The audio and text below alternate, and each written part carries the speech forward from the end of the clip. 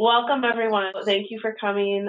We're going to get started here. Melissa Balk, librarian at the Thousand Islands High School. She's going to do a presentation, and then after that, we're going to open it up for discussion. Again, this will be on the YouTube channel. I will let Melissa take over from here. Hi, everyone. Like you can see on the screen, my name is Melissa. I work at the Thousand Islands High School, but it's actually a high school, middle school library. So I'm in charge of the grade levels 6 through 12. And the Thousand Islands, you might know, is way up north near the St. Lawrence River. So we're a river community, and we have about 500-ish students, a little more than 500 students in the 612 building. My library usually gets used for a variety of purposes. Mostly we do collaborations with teachers, your typical high school research projects, as well as some book fairs and other things that we host.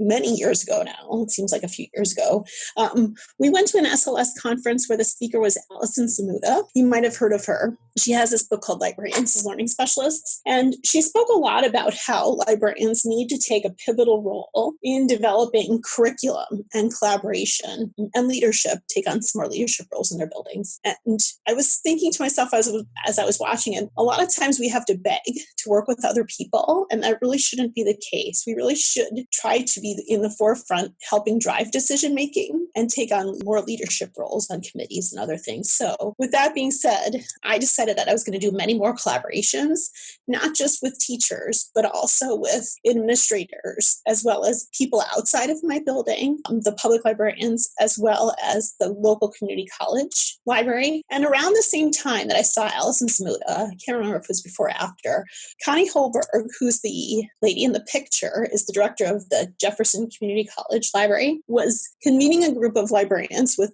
our local SLS to talk about the gaps that students had transitioning from high school to college. She identified areas of weakness. So our working group was really meeting to design ways to help kids bridge that gap. How can kids transition better from high school to community college or college? And so she had set up some standards of what she thought was missing, and we were tasked with kind of going to the students and trying to beef up some of those gaps, working with teachers.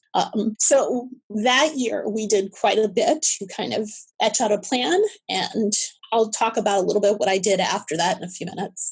One of the other collaborations I started back, the Syracuse University in our high school has a lot of classes that they teach to students, but a lot of times those kids weren't kind of reaching back to the library at Syracuse University and looking at their resources. So I connected with the librarian at the Syracuse University Library as well to kind of get myself involved with doing some collaborations where the Syracuse University librarian could Skype in with our local kids and kind of help them through navigate those larger databases.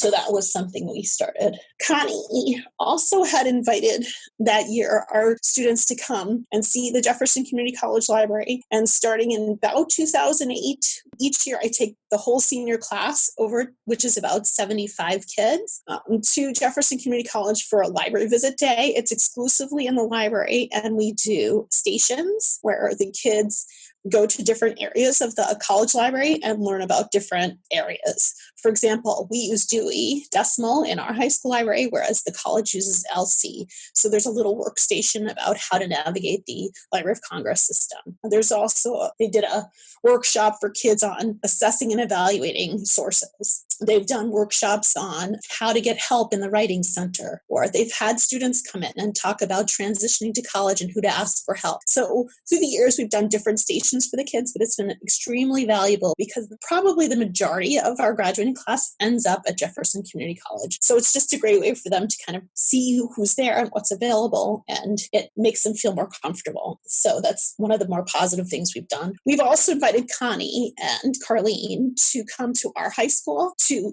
judge every year. All of our seniors have to do a portfolio presentation to the community explaining how they've met the 4 graduate descriptors and why they're ready to graduate. And we have community people evaluate them. And Connie and Carlene from JCC Library have come back and have been judges for us. And also we invite them for career day because lots of kids don't know that library is a career. So that's been something positive that they've given back to us as well. So it's been something that I'm really happy that we've had that collaboration for so many years. I'll do a little plug for Carlene. This past year, Carlene at JCC has actually put out this wonderful information literacy tutorial that's available online that I use in my coursework for kids. And if you haven't had a chance to check it out, it's something that you perhaps could use with your students. So this picture is part of my presentation is because I always feel like I'm a hammer chasing down the nails in my building. Everyone's kind of getting hit over the head with the things I think that they need to know and or wanting them to work with me. So they know that when they see me coming, that there's going to be something coming their way, either collaboration or some kind of sharing of some kind. And the point is, I just want to be the person that they see as someone who's going to help them, but sometimes it feels like I'm chasing them. So in order to kind of alleviate that year that we did the Bridging the Gap, I noticed a lot of my high school students were sitting in a lot of study halls, especially seniors, because a lot of them had finished their Regents coursework. So that year I proposed to do an actual course with my seniors. So since 2009, I've been teaching this half credit English half-year course on digital research. So it's taught in my library, and sometimes I have taught it in the classroom as well. Maximum number of 20 kids. I usually have about between 10 and 15 kids take the course. I designed the curriculum, and it's open to any senior. I like getting the seniors that are not necessarily the high level, the highest, most productive students. I like getting that big middle. All those kids that are college bound, but they're not going on to like a private university someplace. They're going to probably end up at JCC. I base the class on a lot of different things. This is Tony Wagner's 7 survival skills. And when you look at that, a lot of what businesses are looking for is stuff that librarians already teach. So I built a lot of these survival skills into the curriculum as I was designing it. I set a goal for the course, not just locating information and evaluating it, but actually using it effectively and how they would have to demonstrate how they did that through product and or process. So in the beginning of my course, I always kind of cover what does it mean to be a digital citizen? We hear digital native versus digital immigrant a lot. And so Frontline from PBS has 2 great videos that kind of delve into what it means to be growing up digitally. And so we talk a lot, and we show the video Digital Nation and the newer one, which is called Generation Like. The kids actually have to interact through a series of units that we do. And we even have a debate. One of the men in the video wrote this book called The Dumbest Generation. And he says kids today are literally the dumbest generation. And so kids don't like hearing that. And so they like to debate me about why they are or why they're not and prove that they're not. So we talk a lot about that. That's how we kick off this semester.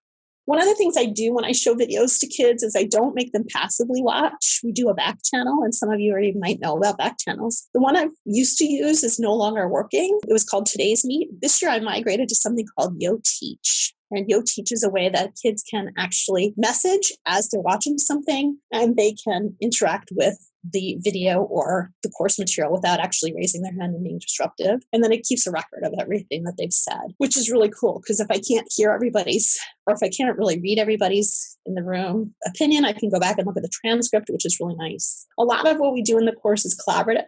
We are a one-to-one Chromebook building, so that means everybody has their own Chromebook. And so I used to teach different methods of taking notes and sharing information, but we've kind of just stuck to the Google platform since we went to the Chromebooks. So we use Google Docs a lot to kind of share information. We use Google Classroom, obviously all the Google Suite. This year I added something new to the course, Newseum. ED has a great unit on fake news. And if you haven't had a chance to look at that, I highly recommend it. It has lessons already prescribed as well as worksheets and some really good things in there. It's newseumed.org. I also, as part of the course, help kids transition to taking notes better. One of the things that we don't do a lot in courses is actually show kids different ways to take notes. Some teachers already use Cornell Notes as a note-taking method they use. I used to pretend I was a college professor in the course, and they had to take notes from my lecture, but that wasn't effective because I'm not a college professor and I'm not really good at it. So I found some really great actual lectures on iTunes University, which is iTunes U. And every year we listen to a lecture on cannibalism by a professor at Harvard. And so they get to see what a Harvard lecture looks like, and they actually have to take notes from a real professor, which is really cool. And I do like it because it's super interesting. I also do a whole unit on visual note-taking. Joyce Valenza was one that, if you follow School Library Journal's never-ending blog, That's her blog. And so she has all kinds of great ideas. And one of the ideas she had a few years ago was introducing me to visual note taking or sketchnoting. And so it's the idea of taking notes by drawing pictures. One of the things I also teach a lot, of course, as a librarian, we teach search strategies. There's a whole bunch of things out there that help kids teach this now. A while back, Google had a whole bunch of lessons. That's what I kind of put here, just so you can see. Google has Google lessons that are scaffolded. So you start out as basic, and it steps up and it goes a little higher. They're decent. There's lots of search strategy websites out there. This was just one I put up here today. One of my favorite units that I teach kids is how do we become ethical users of information? So copyright has changed a lot in the digital age. And so the notion of what is remix versus what is not remix and how to use something legally is something that we look at a lot. So the kids during part of our unit have to actually become, you could see where at the bottom where it says teaching copyright. It's a unit out of this website. The kids have to, we do a mock trial where the kids defend, or it's the Walt Disney Company for this versus this professor. And some kids are the prosecutors, some kids are the defendants, and there's a judge. And in the past, I've had actually the school resource officer be the judge because, you know, he's a legal kind of thing, but we lost our school resource officer, so now it's just the social studies teacher. So it's not me judging, it's an actual person outside our room. And the kids get really into the mock trial. It's their favorite thing that we do in the course. There's a picture on this page too. If you haven't heard of Lawrence Lessig, he talks, this is a TED talk he gave about remix and what it means to be living in a remix world. It's excellent. I also try to bring in some business principles to our course, how we can be better at presenting ourselves in the real world. So there's this great book called Made to Stick by Chip and Dan Heath, and they have some really teacher guide that goes with this book that's fantastic. We read chapters out of this book, and then kids have to do various activities. For example, they have to give an elevator pitch. They have to design a logo for a product. They have to sell a new product on CFL light bulbs. So they have to kind of design things that will be memorable and not go on and on about something. Another thing that we cover is Gar Reynolds is the guy in the picture. His book is Presentation Zen, how to make your PowerPoints more effective by using picture and fewer words. Presentation Zen, he lives in Japan, so he talks a lot about using white space. And so we as teachers are typically bad models of using PowerPoint because we clutter up our slides. So we talk a little bit about how to more effectively present yourselves. That's part of the course too. I like to use interactive things with students too to show that they demonstrate knowledge, that they're actually learning something. So I've been using Pixton for a long time. Pixton is a comic book creator. And so kids can show or demonstrate that they actually understand what they've learned by making some kind of comic out of something. This kid back in 2011 made a Cornell Notes comic. What I've done net neutrality in the past. I've done a variety of topics depending on what's going on. But it's one of my favorites that I use. This one you can use free for 30 days. And I usually change my email, use a variety of emails just so I don't have to think. But I've paid for it in the past. It's not that expensive. I think it's like $20. So from the time Allison's Muda spoke to the time I am now, I really believe that we have to be as proactive as possible. It's easier and easier for people to dismiss the role of the professional librarian, especially in a school, when they think, especially in a one-to-one school where the kids have computers in front of them all day, we have to add value to what we're doing. So how do we do that? And I really think it's through our connections to our staff, connections to people outside this building, and connections to our local public libraries and college libraries. And those relationships can kind of make us really the linchpin of the whole building. How I also keep track of things is I follow smarter people than me, which is most people, on the Twitter. And I do Twitter mostly for connecting with librarians outside of my building because I'm the only one in my district. But I also do blogs. I follow blogs. I don't blog myself, but I certainly can appreciate other people's. Someone said that Twitter is kind of like a cocktail party you drop in on without the drinks. You can kind of pop into little conversations and leave them whenever you want. I also am a big believer in sharing information. So belonging to your local school library system and getting involved with that. And when you can, publish. One of the lessons I did got published in the lesson plan database a few years ago. Or even if you're not going to publish, at least share that information locally with your local school libraries. Or doing things like this, which is kind of fun. That is all I have. I don't even know how long I spoke. Oh, 18 minutes. Okay, so if you have questions, feel free. If you could follow me on Twitter if you want to, or that's my email at school if you have more questions, or you can ask me questions now. I took all of our kids whitewater rafting at the beginning of last year. That's my picture of us right before we got in the boat. And no, I did not fall in, so I was happy. And of course, here's my works I did. Thanks, Melissa. Does anyone want to unmute themselves and ask any questions? Or if you want to, you can type it into the chat box if you want to. Did anyone go to Nyla? Any fun tidbits you want to share from your experiences? No, I was going to say this presentation and a little bit from Nyla too definitely has me thinking more about how to encourage each of our librarians to be leaders and take more of a leadership role. I think that's something we definitely are challenged with sometimes. And from a system perspective, what we can do as a system to encourage that and help with that. So that's one of the things on my mind lately. Well, I think it's hard in a way for people to feel like they can, sometimes they feel like they can't step out of their lane. And maybe it's because it's such a small building that I work in. I'm constantly talking to the principals and superintendent in my building only because of proximity. They're close to me. Maybe that's an issue for some people. Yeah, I think in a lot of schools, I think they struggle with the culture maybe too, that, if the position has been cut down a lot and they're not given time to work with teachers, when maybe they have in the past or something like that, where a lot of our librarians are being asked to teach other things. Math or something. Yeah, like computer classes, things like that. I think it's challenging for them to, you don't want to argue with it, but I don't know, but to be able to say, look, I can do so much more than that if you give me a chance. Right. Maybe, I don't know, if I was assigned a computer class, though, I may adjust the curriculum to kind of tailor it a little bit more to the information. I don't know. It's tough. If they're asking you to do typing class, it's one thing, Right. And I think we're seeing a lot of that, which is a challenge. I think that's why those administrative breakfasts can be informative to those administrators to see what's possible. But sometimes they'll leave those kinds of things and not take the next step. I don't know. One of the things that my administration let us do a couple of years ago was to go to a project-based learning workshop. And I took the art teacher and the English teacher with me. And then we ended up actually following through and doing a PBL in a high school setting, which is really hard to do if you're a scheduled day. But it came out really fantastic. And it took us like 3 months to complete it. But it ended up being a really good community-based project.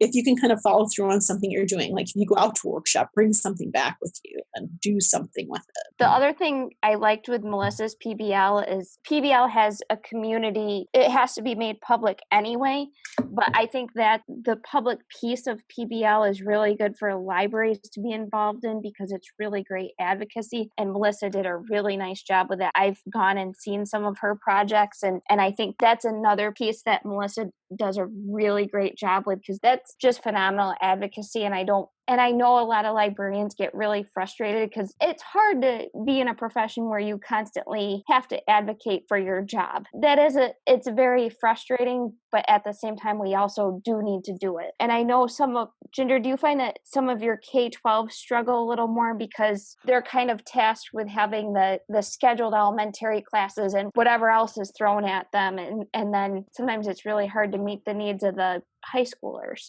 Oh, absolutely. Yeah. And especially if it's not even a full-time librarian in those positions, that makes it Yeah. easier. So yeah, a lot of challenges for sure. I think one of the great things about the communities we live in, though, is there is a thirst to work with people. If you, especially in these smaller communities, if you reach out to even just the public librarian in your community, they'll do something with you.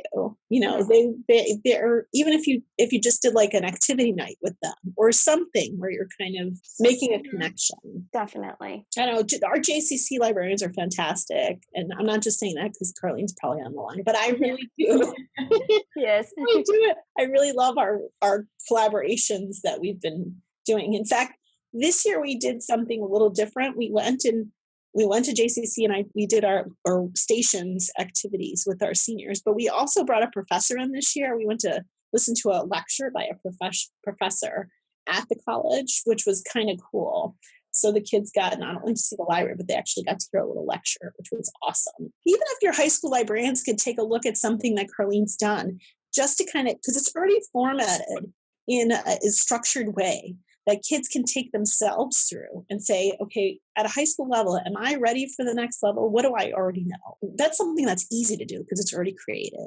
That's great discussion, everyone. Very hopeful for collaborations, I think. Anybody have any other thoughts? Yeah, Carlene's on the line, so she thanks you, Melissa, for the plug. Can you guys hear me real quick? I was just going to mention something about the information literacy tutorial. That actually rose out of several different ideas. And one of the ideas that we'd had for a while was me and several other SUNY librarians were going to try to apply for a grant where we would create a tutorial just like that, but that would be more geared towards the needs of graduating seniors in high schools to address some of those gap issues. We did not get the grant, so that did not come through. But the other librarians were actually librarians near Rochester, so we were trying to make it a statewide thing. So I have that shell of a tutorial now, and it really isn't that difficult to copy a module and then alter and adapt it or tweak it. And that is something I'd be more than happy to do for a high school if someone wants to do that. Just give me a little bit of time. I mean, don't do it like in the middle of October,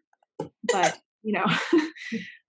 especially during like the break times and stuff, like during Christmas, I'd be more than happy to kind of create something that's a little more customized or curated. Great, thanks, Carlene. And if you hear of anyone in your system or in your district or whatever that might be interested in that, feel free to reach out to me and I can certainly put you in touch with Carlene. So yeah, I think that was a good second session. What's coming next? Next is Laura Harris from SUNY Oswego, and she's going to be talking about OER. Oh, good. Yeah, Melissa and actually sent me an article on that. Oh, yeah? Yep. Very good. Yeah, that's really something that's, again, came across the blog. It's good stuff for people. Yeah, so, and we're still taking people who are interested in presenting for this next year. And then also, just a reminder, I think most of us are actually on the committee, but we're doing the Ed Lab March 26th at JCC. There'll be a full day, 9:30 to 2:30, I believe. And if there's nothing else, I guess we'll sign off. Thanks all for coming. Thank you, Melissa, for presenting.